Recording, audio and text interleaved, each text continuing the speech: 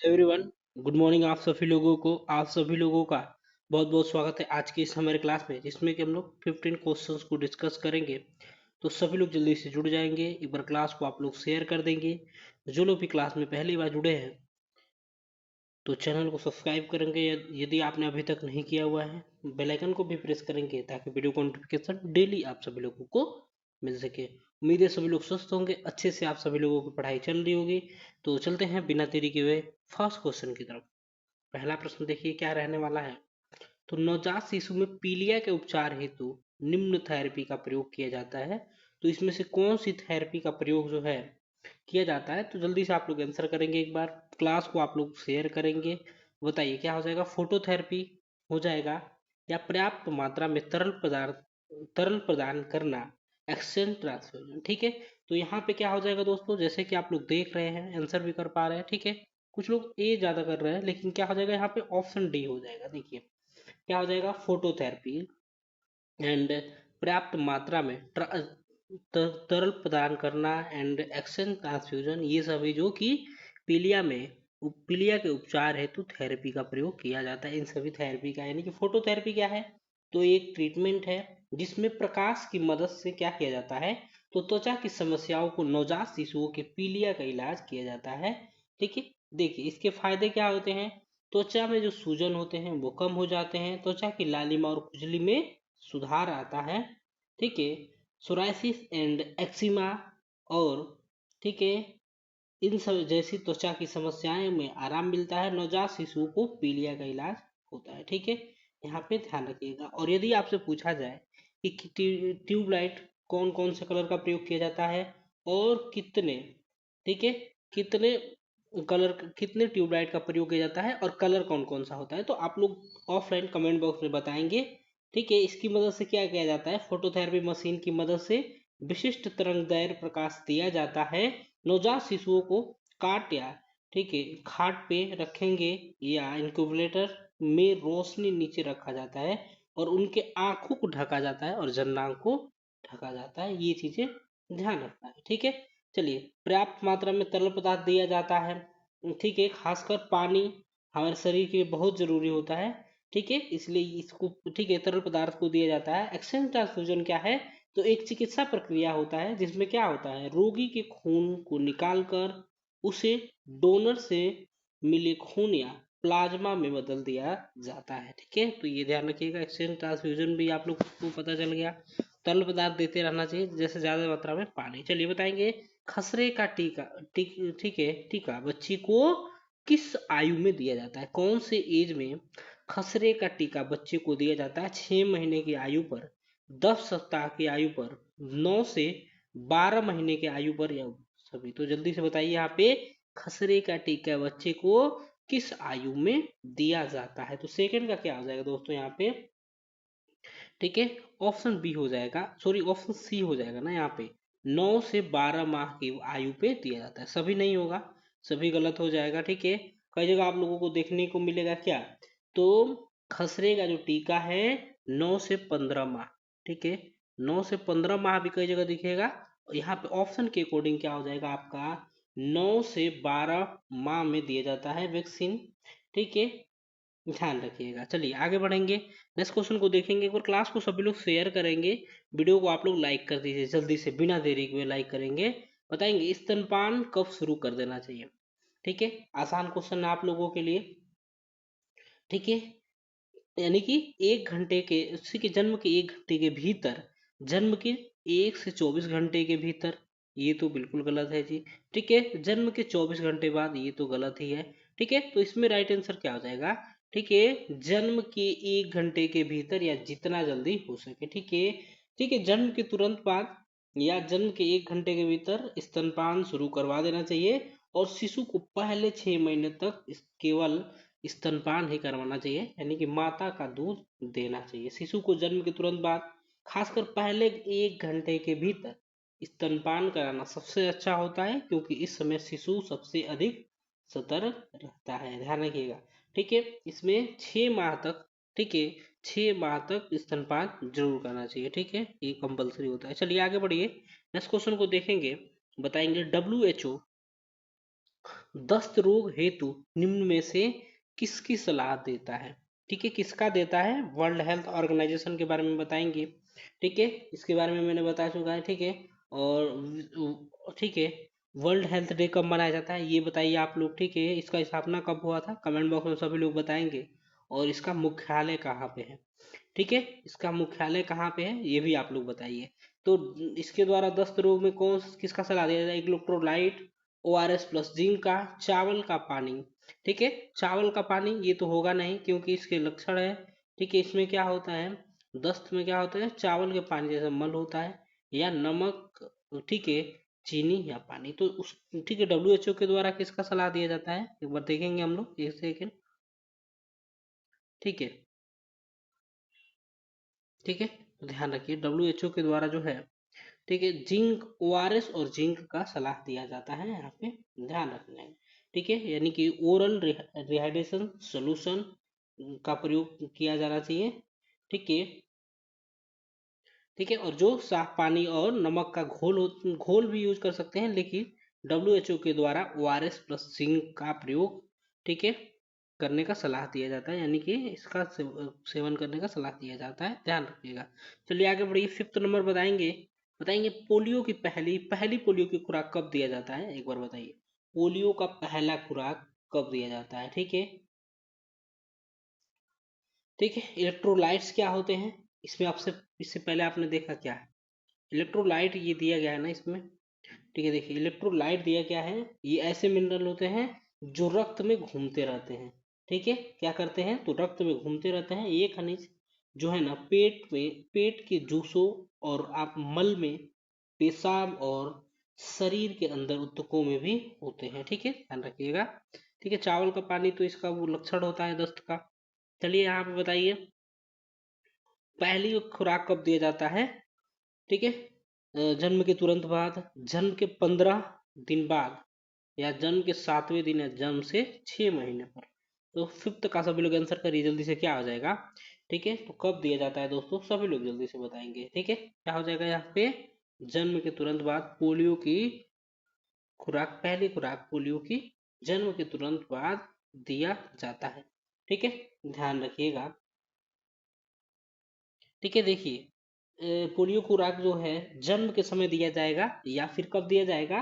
तो जन्म के 6 सप्ताह के बाद बच्चों को दिया जाता है। ठीक है, क्या होता है? पोलियो ओरल पोलियो वैक्सीन जन्म के समय बच्चों को ओपीवी की पहली खुराक को दिया जाता है, यहाँ पे ध्यान रखिएगा। ठीक है, चलिए तो क्या हो जाएगा? या तो 6 महीने दिया गया है आपके, 6 सप्ताह होता है उसको भी कर सकते हैं, या तो जन्म के तुरंत बाद आप लोग लगा सकते हैं इसमें। ठीक है, यदि ऑप्शन में नहीं रहेगा, जन्म के 6 सप्ताह बाद रहेगा, तो 6 सप्ताह बाद लगाएंगे। कौन सी बीमारी कुपोषण में जानलेवा हो सकती है? तो इसके ऑप्शन के अकॉर्डिंग आप लोगों को बताना है कि कुपोषण में कौन सी बीमारी जो है, ठीक है, सॉरी, जानलेवा हो सकती है। बताइए सभी लोग। टिटनस है, अनीमिया है, खसरा है, या पोलियो है? तो कुपोषण में यहाँ पे सभी लोग जल्दी से बताइए क्या हो जाएगा? तो ऑप्शन हो जाएगा सी। क्या हो जाएगा दोस्तों? एक बार सभी लोग जल्दी से क्लास को शेयर करेंगे और बता दीजिए voice quality and video quality clear है कि नहीं, आप लोगों के पास अच्छे तरीके से आ रहा है कि नहीं मेरा आवाज। ठीक है, और यहाँ पे देखिए क्या हो जाएगा। ठीक है, खसरा हो जाएगा, यानी कि ठीक है, खसरा जो है क्या होता है? कुपोषण में जानलेवा हो सकता है। देखिए इसमें क्या होता है, मैरास्मस या क्वाशोरकर जो है, जैसे कि प्रोटीन ऊर्जा कुपोषण के कारण गंभीर, इसमें क्या होता है? गंभीर रूप से जानलेवा भी हो सकता है, यहाँ पे ध्यान रखना है आप लोगों को। ठीक है, चलिए आगे बढ़िए। टिटनस बताइए कैसे होता है? एनीमिया, ठीक है, आयरन की कमी के कारण होगा। पोलियो, ठीक है, पोलियो के बारे में भी आप लोग कमेंट बॉक्स में अच्छे से लिखेंगे। ठीक है, यहाँ पे देख लिए। ठीक है, इसे क्या धनुष स्तंभ कहा जाता है, या लॉकजॉ भी इसे कहा जाता है। टिटनस को क्या लॉकजॉ भी कहा जाता है। बैक्टीरिया के कारण होने वाला एक संक्रमण है जो कि मांसपेशियों में दर्द वाली ऐंठन पैदा कर, ठीक है, इसमें क्या मौत भी, मृत्यु भी हो सकती है किसी की। ठीक है, मृत्यु भी हो सकती है। ठीक है, इसको ध्यान रखना है आप लोगों को। ठीक है, रक्ताल्पता जिसे एनीमिया कहेंगे, यानी कि खून की कमी, क्या होता है? यह एक ऐसी स्थिति है जिसमें रक्त में पर्याप्त मात्रा में लाल, ठीक है, रक्त कोशिकाएं नहीं होती, यानी कि आरबीसी। ठीक है, रक्त में पर्याप्त मात्रा में नहीं होती है एनीमिया में। एनीमिया में लाल रक्त कोशिकाओं की कमी या कारण, ठीक है, दुर्लभ कोशिकाओं के कारण होती है। इसमें क्या होगा, तो शरीर के अंगों को कम ऑक्सीजन पहुंचता है, ठीक है, ठीक है, शरीर के अंगों को कम ऑक्सीजन पहुंचता है। पोलियो सभी लोगों को पता है, एक वायरस है जिसके कारण लकवा हो सकता है। इसे पोलियो के टीके के द्वारा आसानी से रोका जा सकता है, ठीक है। चलिए 7 नंबर को देखेंगे, बताएंगे निम्न में से किसकी कमी के कारण एनीमिया होता है। तो सभी लोग बताएंगे किसकी कमी के कारण एनीमिया होता है, बता दीजिए। कैल्शियम, फास्फोरस, आयरन या आयोडीन। तो सभी लोग बताइए जल्दी से, क्या हो जाएगा 7 का, बताइए 7वें नंबर का राइट आंसर क्या हो जाएगा, ठीक है। तो ऑप्शन क्या हो जाएगा यहाँ पे, सी हो जाएगा, ठीक है, आसान क्वेश्चन है। आयरन की कमी के कारण, यानी कि देखिए एनीमिया जो जिसे रक्ताल्पता कहते हैं, आमतौर पे आयरन यानी कि लोहा की कमी के कारण होता है, लेकिन विटामिन बी 12 और, ठीक है, फोलेट की कमी के कारण भी हो सकता है। तो कल आपसे मैंने पूछा था विटामिन बी 12 के बारे में, ठीक है, तो इसका रासायनिक नाम क्या होता है, साइनोकोल्बामीन होता है। साइनोकोल्बामीन, इसमें कोबाल्ट की मात्रा, ठीक है, इस विटामिन की कमी के कारण कोबाल्ट की मात्रा कम हो जाती है शरीर, ठीक है। तो देखिए आयरन की कमी के कारण क्या होगा, तो आयरन की कमी से हीमोग्लोबिन का उत्पादन कम होता है, ठीक है। अभी आपको मैंने बताया कि जैसे कि क्या होगा, ऑक्सीजन कम जाएगा तो हीमोग्लोबिन के द्वारा ऑक्सीजन जाता है, ठीक है। तो हीमोग्लोबिन का उत्पादन कम हो जाता है और लाल रक्त कोशिकाओं को ऑक्सीजन ले जाने में, ठीक है, क्या हो जाता है, लाने में मदद करता है। जो कि लाल रक्त कोशिकाएं होती है, आरबीसी होती है, ठीक है, वो क्या करती हैं, तो ऑक्सीजन को ले जाने में मदद करती है, ध्यान रखिए। यहाँ पे विटामिन बी 12 की कमी के कारण भी होता है, तो विटामिन बी 12 की कमी के कारण भी लाल रक्त कोशिकाओं का उत्पादन प्रभावित होता है, यानी कि कमी आ जाता है, ठीक है। एंड देखिए फोलेट क्या होता है, तो विटामिन बी 9 होता है, ठीक है। फोलेट क्या होता है आपका, ठीक है, फोलेट की कमी के कारण भी होता है एनीमिया। तो फोलेट क्या होता है, विटामिन बी 9 होता है, ठीक है। विटामिन बी 9 की कमी के कारण एनीमिया का कारण भी बन सकता है, ठीक है। ये चीजें ध्यान रखना है आप लोगों को। कैल्शियम पता ही है, एक खनिज है जो कि हड्डी और दांतों के लिए जरूरी होता है हमारे शरीर में। फास्फोरस क्या करेगा, तो ये हड्डी और दांतों का निर्माण में मदद करता है, ठीक है। आयोडीन पता है, आयोडीन के कारण क्या होता है, तो आयोडीन की कमी के कारण क्या होता है, गलगंड होता है, ठीक है, ठीक है। ये क्या करता है कि थायराइड हार्मोन के उत्पादन के लिए महत्वपूर्ण होता है, जो शरीर के चयापचय वृद्धि और विकास को नियंत्रित करता है, ठीक है। सभी लोग अगर बताएंगे आयोडीन की कमी के कारण क्या होता है, तो घेघा रोग होता है, जिसे गलगंड भी कहा जाता है जी। चलिए आगे बढ़ेंगे, बताएंगे नेक्स्ट क्वेश्चन को, निम्नलिखित में से कौन सा मिनरल थायराइड हार्मोन के संश्लेषण के लिए आवश्यक है। तो इसमें से कौन सा मिनरल है जो कि थायराइड हार्मोन के संश्लेषण के लिए आवश्यक होता है, बताएंगे। कैल्शियम, फास्फोरस, आयरन या आयोडीन। तो क्या हो जाएगा दोस्तों, यहाँ पे 8वें नंबर का राइट आंसर क्या हो जाएगा, ऑप्शन डी हो जाएगा जी, ठीक है, ऑप्शन डी हो जाएगा। यानी कि मिनरल थायराइड हार्मोन जो है संश्लेषण, ठीक है, इसके तो आयोडीन के संश्लेषण के लिए आवश्यक होता है। तो 8 का राइट आंसर क्या हो जाएगा, ठीक है, तो ऑप्शन हो जाएगा डी। ध्यान रखिएगा आयोडीन क्या है, थायराइड के द्वारा स्रावित थायरोक्सिन जिसे T4 या, ठीक है, ट्राई आयोडो थायरोनिन यानी कि T3 जैसे थायराइड हार्मोन के संश्लेषण के लिए आवश्यक होता है, ठीक है। आयोडीन की कमी से क्या हाइपोथायराइडिज्म हो सकता है, क्या हो सकता है, थायराइड हार्मोन का कम उत्पादन होगा इसमें, आयोडीन की कमी जब होगी तो क्या हो सकता है उस समय, तो हाइपोथायराइडिज्म हो जाता है। आयोडीन युक्त नमक और समुद्री भोजन जैसे भोजन से आयोडीन प्राप्त किया जा सकता है, ठीक है, नमक से प्राप्त किया जाता है। जैसे टाटा आपने पढ़ा होगा, उसमें पहले ही प्रचार में देता है आयोडीन युक्त नमक टाटा, ठीक है, देश का एकमात्र नमक, ठीक है। तो ऐसे लिखा जाता है। चलिए तो आयोडीन हो जाएगा यहाँ पे। चलिए आगे बढ़िए, नेक्स्ट क्वेश्चन, आयरन की कमी से क्या होता है, बताएंगे। अभी मैंने बताया एनीमिया होता है। बताएं निम्नलिखित में से किसकी कमी से गलगंड या गोइटर रोग होता है। तो ये मैंने पहले ही आप लोगों को बता दिया है, ठीक है। किसकी कमी से क्या होता है, गलगंड या गोइटर होता है। तो ये होता है आयोडीन की कमी के कारण दोस्तों, ठीक है, ऑप्शन डी हो जाएगा।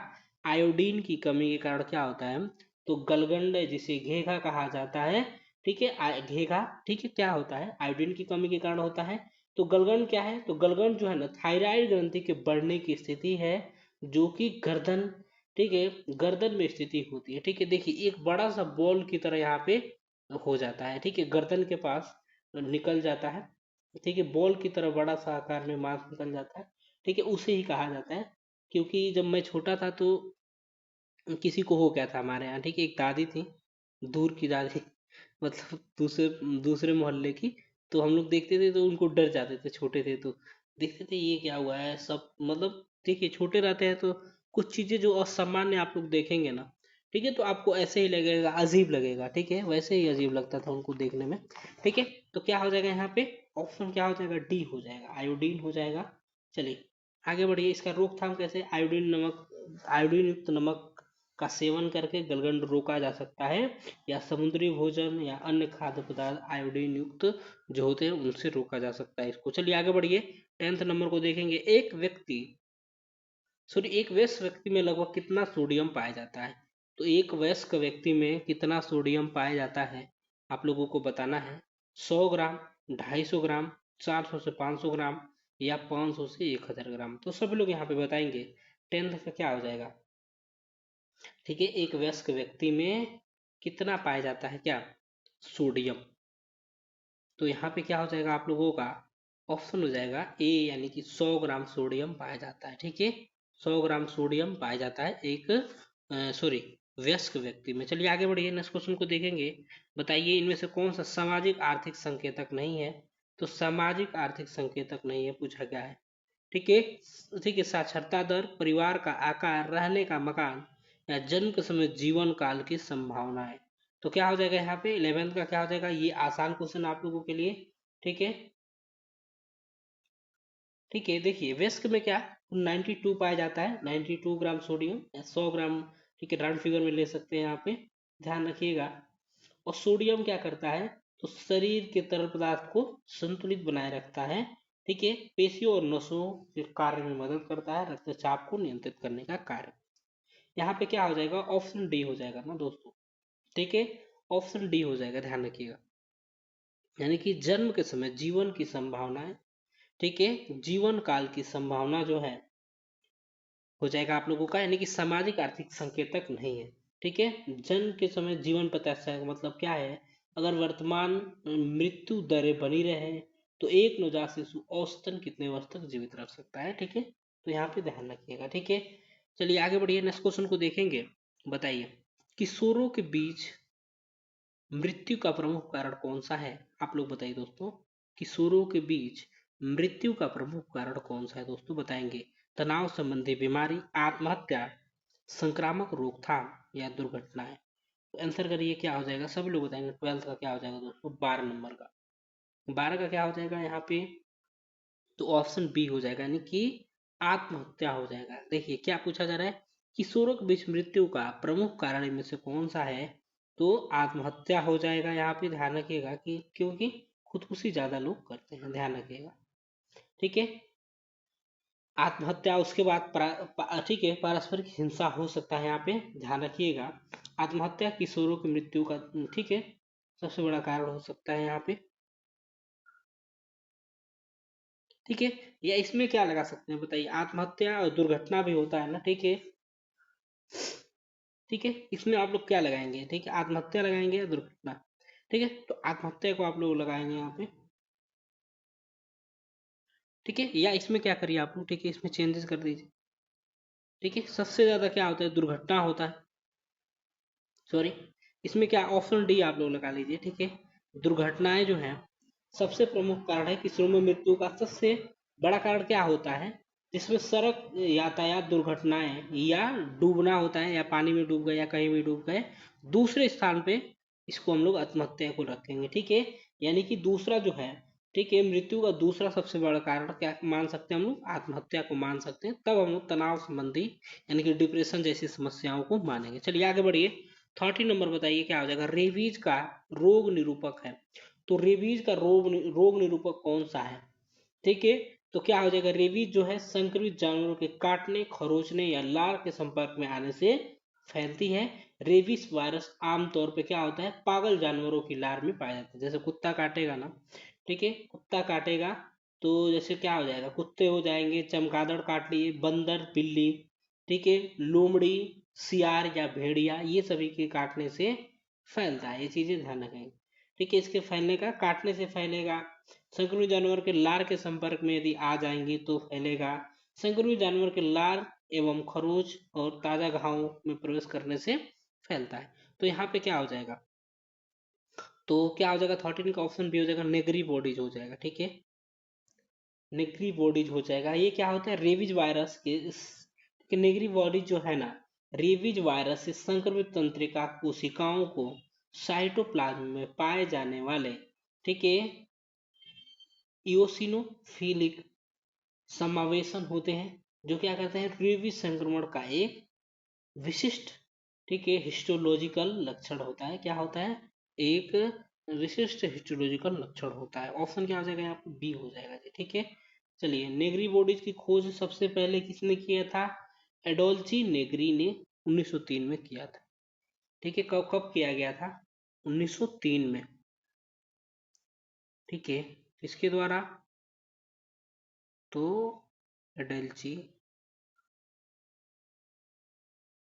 नेगरी के द्वारा। ठीक है, एडल्ची नेगरी के द्वारा 1903 में सबसे पहले, ठीक है, जब उन्होंने रेबीज के संक्रमण के जानवरों के न्यूरॉन्स में इन समावेशन को देखा था। ठीक है, चलिए आगे बढ़िए, नेक्स्ट क्वेश्चन को देखेंगे। बताएंगे, प्रत्येक सामुदायिक विकास खंड में होना चाहिए, क्या होना चाहिए, एक सामुदायिक स्वास्थ्य केंद्र, 4 सामुदायिक स्वास्थ्य केंद्र, 3 सामुदायिक स्वास्थ्य केंद्र या 2 सामुदायिक स्वास्थ्य केंद्र। तो सभी लोग जल्दी से बताएंगे। 14 नंबर का क्या हो जाएगा, तो यहाँ पे क्या हो जाएगा, एक सामुदायिक स्वास्थ्य केंद्र होना चाहिए। ठीक है, कितना होना चाहिए, तो एक सामुदायिक स्वास्थ्य केंद्र, ठीक है, स्वास्थ्य केंद्र होना चाहिए, कम्युनिटी हेल्थ सेंटर होना चाहिए एक विकास खंड में। ठीक है, प्रत्येक विकास खंड में कितना होना चाहिए, ठीक है, तो एक कम्युनिटी हेल्थ नर्स यहाँ पे सब, ठीक है, कम्युनिटी हेल्थ सेंटर होना चाहिए। सॉरी, एक चीज और बताइए मुझे आप लोग, ठीक है, और पीएससी कितना होना चाहिए, प्राइमरी हेल्थ सेंटर कितना होना चाहिए, ठीक है, प्राथमिक स्वास्थ्य केंद्र कितना होना चाहिए, ये चीजें आप लोग बताइए। ठीक है, चलिए आगे बढ़ेंगे, नेक्स्ट क्वेश्चन को देखिए। 15 नंबर लास्ट क्वेश्चन बताएंगे, कॉप्लिक स्पोर्ट के लक्षण। इसके लक्षण है, आप लोग बताइए जल्दी से, क्या हो जाएगा। ठीक है, ये क्या करते हैं, ठीक है, सामुदायिक स्वास्थ्य केंद्र कम्युनिटी हेल्थ सेंटर क्या करेंगे, तो ये खासकर ग्रामीण और कम आय वाले क्षेत्र में प्राथमिक और निवारण स्वास्थ्य सेवाएं प्रदान करते हैं। यहाँ पे सभी लोग बताएंगे कॉप्लिक स्पोर्ट के लक्षण। कॉप्लिक स्पोर्ट के लक्षण बताइए, इसके हैं, मिजल्स का है, डिप्थीरिया का है, चिकन पॉक्स का है या पर्ट्यूसिस का है। तो यहाँ पे सभी लोग जल्दी से बताइए क्या हो जाएगा। सभी लोग बताएंगे कॉप्लिक स्पोर्ट, बताइए यहाँ पे क्या हो जाएगा, तो 15 का ऑप्शन ए हो जाएगा, यानी कि मीजल्स के लक्षण। ठीक है, शुरुआती चरण में मुंह के अंदर, खासकर गालों के अंदर दिखाई देने वाले छोटे सफेद या नीले भूरे रंग के धब्बे होते हैं, जो लाल रंग की पृष्ठभूमि पर दिखाई देते हैं। क्या, तो लाल रंग के पृष्ठभूमि पे दिखाई देंगे। ठीक है, कॉप्लिक स्पोर्ट खसरे की शुरुआती लक्षण में से एक है, जो अक्सर बुखार, खांसी और नाक बहने के साथ दिखाई देते हैं। ध्यान रखिएगा, यहाँ पे ऑप्शन हो जाएगा ए। ठीक है जी, चलिए, तो ये रहे हमारे 15 क्वेश्चन। मिलते हैं आप सभी लोगों से कल सुबह 9 बजे अगली क्लास में। तब तक के लिए bye bye, take care, thank you so much for watching. ठीक है, रेगुलर 9 बजे आप लोग जुड़ जाया करें। ठीक है, रेगुलर क्लासेस आपकी होती हैं, ठीक है, 15 क्वेश्चन की और इम्पोर्टेंट क्लास होती है। तो मिलेंगे सुबह 9 बजे आप सभी लोगों से, तब तक के लिए bye bye, take care, thank you so much for watching, have a great day.